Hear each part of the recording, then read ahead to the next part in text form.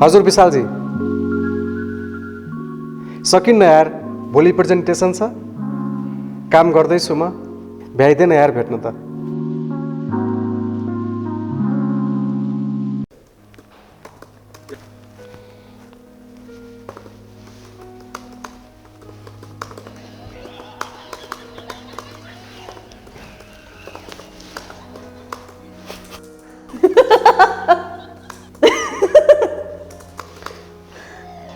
एकछिन डिस्टर्ब नगर न। के भयो फेरि? काम गर्दैछु। आज शनिबारको दिन हो, आज बिदाको दिन पनि काम हुन्छ तपाईँको? हुन्छ त, भोलि प्रेजेन्टेसन छ, अफिसमा प्रेजेन्टेसन गर्नुपर्छ, काम नगर्नु त के गर्नु? हप्ताको एक दिन त परिवारलाई दिने गर्नु, अरू दिन त काम गरिरहेकै हुन्छ त, जहिले पनि काम हुन्छ। अब कहिले काहीँ आइपर्छ। आनन्दले भिडियो हेरेर रमाइलो गर्न नपाउनु, सबैको हुन्छ त अफिस, तपाईँको मात्र कस्तो हो शनिबार पनि काम हुने, अरू दिन पनि काम हुने? अब काम आइपर्छ त के गर्नु, काम गर्नु परेन? गर्नु तपाईँ केही काम गर्नु, हामी केही गर्दैनौँ। खोइ नानी पनि बाहिर मोबाइल हेरेरै बसिरहेकी छ नि, उसलाई पनि त शनिबार मनाउनु पर्यो आज, तपाईँको मात्र पो हुन्छ त काम।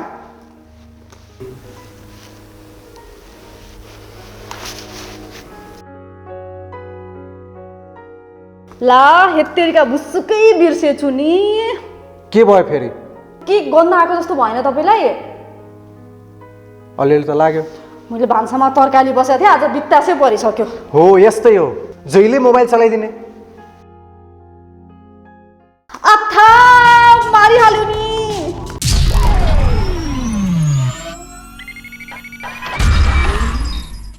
नमस्कार, सुरक्षित इन्टरनेट सप्ताहको दोस्रो एपिसोडमा तपाईहरुलाई स्वागत छ। आजको एपिसोडको प्रसङ्ग अलिक फरक छ। यहाँ हामी दुई चरणमा छलफल गर्नेछौँ। पहिलो बालबालिकामा इन्टरनेटको लत अनि त्यसको आफ्टर इफेक्ट, त्यसपछि हामी बालबालिकाको पर्सपेक्टिभबाट विचार गर्नेछौँ कि आमा बुबाले जब इन्टरनेटमा म्याक्सिमम टाइम बिजी रहन्छन् त्यसको असर कस्तो हुन्छ। बालबालिकामा इन्टरनेटको लत बसेको कुरा त हामी सबैले स्वीकारेकै छौँ। लत पनि यति छ कि बालबालिकालाई नतमस्त बनाउनु परे अभिभावक इन्टरनेटकै डोज दिने गर्दछन्। केही कुरामा फकाउनु परे फोन र ट्याबकै प्रयोग हुन्छ। हेर्दा सानो र एकैछिनको जस्तो कुरा देखिए पनि यो लत र लत बसाल्ने कुराको गहिरो असर बालबालिकामा रहिरहन्छ। बालबालिका पनि आफ्ना आमा बुबाको इन्टरनेटमा हुने व्यस्तता देखेर झन्झट नै मान्दछन्। बालबालिकालाई मात्र गाली नगरेर कहिलेकाहीँ उनीहरूको दृष्टिकोणबाट हामीले आफूलाई पनि हेर्नुपर्ने हुन्छ। बच्चाहरू चाहिँ कस्तो भयो भने अब संस्कारलेस नै भयो, किनभने आफ्नै घरमा अब को रिलेटिभ आइरहेछ, को के गरिरहेछ, मम्मी ड्याडी के गरिरहेछ त्यो थाहा हुँदैन। आँखामा आउँछ, अब चाहिँ हेरिङमा प्रब्लम आउँछ, अलिकति इडिक्सन हुन्छ कि पछि मैले यस्तो पनि सुनेको छु कि मान्छेलाई बोल्दाखेरि नि मान्छेले चिचिराट आउने, त्यसो इरिटेसन बढी क्रिएट पनि भएको पनि सुनेको छु। सानो बाबु नानीहरूले त्यति खासै बुझे हुँदैन, तिमीहरू मोबाइल नचलाऊ है भन्दाखेरि तपाईँ चलाइरहनु भएको छ नि। यो एकैचोटि हाम्रो अहिले अब नेपालको सन्दर्भमा त हामी त्यति यो टेक्नोलोजी फ्रेन्डली सबै भइसकेको अवस्था थिएन, कहीँ कतै मिसयुज पनि हुनसक्छ कि भनेर हामी बेलैमा सचेत चाहिँ हुनुपर्छ। अहिले बच्चाहरू चाहिँ एकदम धेरै टाइम स्पेन्ड गरिरहेछ इन्टरनेटमा। अब त्यो हेल्दी वेमा स्पेन्ड गरिरहेछ कि उनीहरू एडिक्ट नै भइसक्यो हो कि पेरेन्ट्सहरूले चाहिँ यो कुरा कसरी थाहा पाउन सक्छन्? आई थिङ्क पेरेन्ट्सहरूको एउटा रिस्पोन्सिबिलिटी छ टु बी अवेर बच्चाहरू कुन तरिकाले इन्टरनेट युज गर्नु भएको छ होइन। सो बच्चाहरूलाई हेर्ने, बच्चाहरूलाई अब्जर्भ गर्ने होइन। तपाईँको बच्चाको हातबाट फोन अथवा आइप्याड लिएपछि बच्चाको रियाक्सन कस्तो हुन्छ, रिसाउँछ, ट्यान्ट्रम थ्रो गर्छ होइन, कराउँछ, के गर्छ, त्यो रियाक्सनले हामीलाई थाहा हुन्छ whether the child is addicted or not. मजाले रेगुलेटेड तरिकाले युज गरिरहेछ अनि माग्दाखेरि दियो भने the child is most probably not so addicted.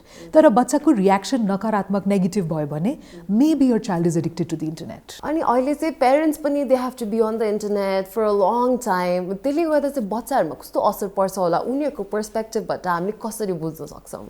हो, अब यो कुरा चाहिँ एकदमै रेलेभेन्ट क्वेसन छ बिकज अहिलेको बेलामा होइन पेन्डेमिक भइरहेछ अनि बच्चाहरू पनि घरबाट स्कुलिङ गरिरहेछ अनि पेरेन्ट्सहरू पनि घरबाट वर्क गरिरहेछ। So right now nobody is away from each other, we are all together and in this togetherness we are doing whatever we can. Now the thing is बच्चाहरू if they see the parents फोनमै बसेको बसै अथवा कम्प्युटरको अगाडि बसेको बसै maybe the पेरेन्ट्सको त्यो बिहेभियर हेरेर अथवा इन्भल्भमेन्ट हेरेर बच्चाहरूलाई पनि लागिरहेको छ that the parents don't value me enough you know म इम्पोर्टेन्ट छैन तर त्यो कम्प्युटर इम्पोर्टेन्ट छ त्यस्तो हुनसक्छ मेरो बाबु पनि अब धेरै अब्जर्भेन्ट खालको छ ऊ पनि होइन उसले आएर मलाई I think a few weeks अगाडि मलाई भनेको थियो मामु you not spending any time with me and I realize and I completely checked myself so बच्चाहरूलाई डेफिनेटली त्यो एउटा इन्फिरियोरिटी अथवा I am not valuable enough I am not important enough जस्तो पनि लाग्छ I am sure they feel it On the other hand, if you're trying to look for something positive in this situation, maybe they also feel that my parents are so focused on their work, my parents are so dedicated. But of course, that's more unlikely. Most probably, bachchaharulai lagirahcha that we are not valuing them enough.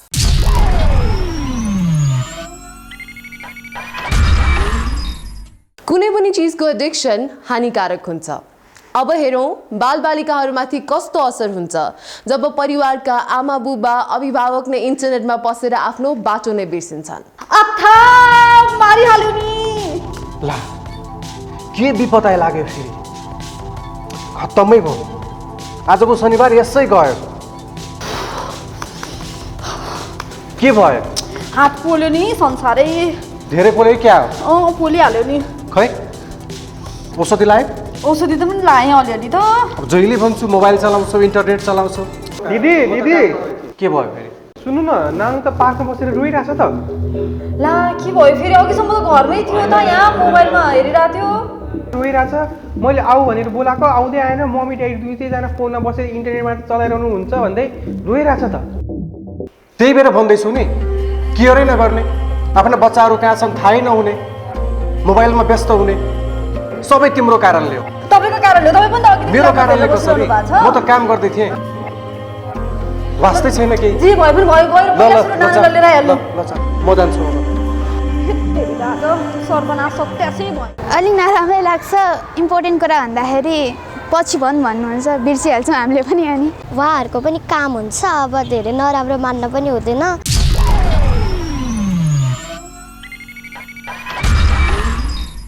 अहिलेसम्म हामीले इन्टरनेटलाई misuse गर्दा भएका negative इम्प्याक्टहरूमाथि focus गर्यौँ विशेष रूपमा बालबालिकाको एङ्गलबाट तर हामी यस negative एरियाबाट कसरी निस्किने हो फर्स्ट चिल्ड्रेनको तर्फबाट एडिक्सन राइट सो अब मेरो बाबु वेन आई रियलाइज द्याट ऊ एडिक्टेड जस्तो भइरहेछ I wanted to have more control over what he was watching कस्तो खालको कन्टेन्ट कन्ज्युम गरिरहेको थियो फर्स्ट थिङ मैले उसको हातबाट फोन लिएँ आइप्याड उसलाई कहिले पनि दिएको थिइनँ फोनबाट उसको हातबाट लिएँ अनि अब चाहिँ whatever he wants to watch whatever he wants to do त्यो चाहिँ कम्प्युटरमा गर्नुपर्छ अथवा टिभीमा एटलिस्ट त्यो तरिकाले एज पेरेन्ट्स हामीलाई थाहा हुन्छ ऊ कस्तो खालको कन्टेन्ट कन्ज्युम गरिरहेछ so that was the first thing second thing that I did न मलाई थाहा छ धेरै बच्चाहरू छन् होइन जबसम्म युट्युब अगाडि हुँदैन आँखाको अगाडि मुखमा खाना जाँदैन खाँदैन केही खाँदैन होइन अनि मैले त्यसको लागि एउटा झुटो कुरा भने छोरालाई I shouldn't have done that maybe but it's also working for me right now so बाबु लास्ट इयर 6 इयर्सको हुँदाखेरि I told him that okay now your magic year has started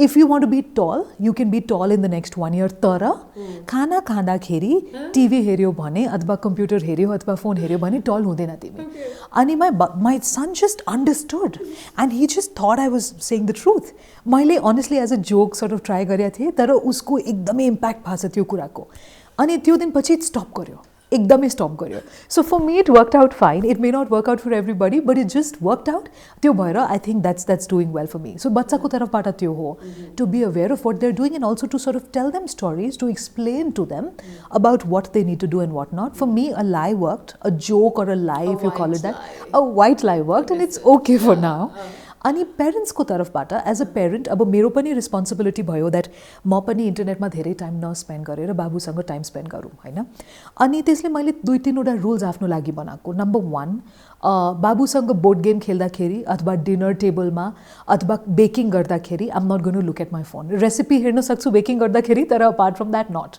so त्यो you know we don't look at the phones when we are playing games or we are eating or something like that एउटा rule थियो भयो अर्को rule बाहिर जाँदाखेरि we don't take our phones. Yesterday we went for a drive, कोहीसँग पनि phone थिएन. Suddenly गाडीमा we realise we were 4 adults and 1 child, फोनै थिएन एउटा पनि गाडीमा, because we didn't feel the need for that. And the third thing that I'm very, very aware of is that when I'm speaking to my child, when I'm with my child, I'm not on my phone. यसलाई avoid गर्नको लागि म यस्तो try गर्छु that मेरो basic गरेर जुन काम हुन्छ नि मेरो creative work, I try to do it before he wakes up in the morning. ऊ 5:30 बजी उठ्छ, 5 o'clock I wake up and I do all my work in the morning, whatever main creative work गर्नुपर्छ, so that बाबुलाई नलागोस् that आमा दिनभरि कम्प्युटरमा छ अथवा फोनमा छ. So these are the rules I have set on myself and also on him to make sure that त्यो एडिक्सन दुवै तर्फबाट अलिक कम होस्.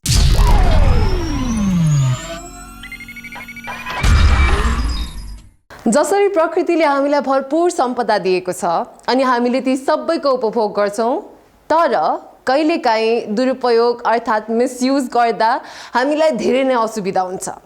हो, यसरी नै इन्टरनेटमा सहुलियतको भण्डार रहेको छ. Let us use that treasure. If we misuse it, it's going to be a great loss to us. Internet is faster, accurate, efficient, informative. अझै कति क्वालिटिजहरू छन्. हवस् त, आजका लागि बिदा चाहन्छु. अर्को एपिसोडमा हाम्रो टपिक हुनेछ विकराल बन्दैछ सामाजिक सञ्जाल. Let's catch up. Thank you very much.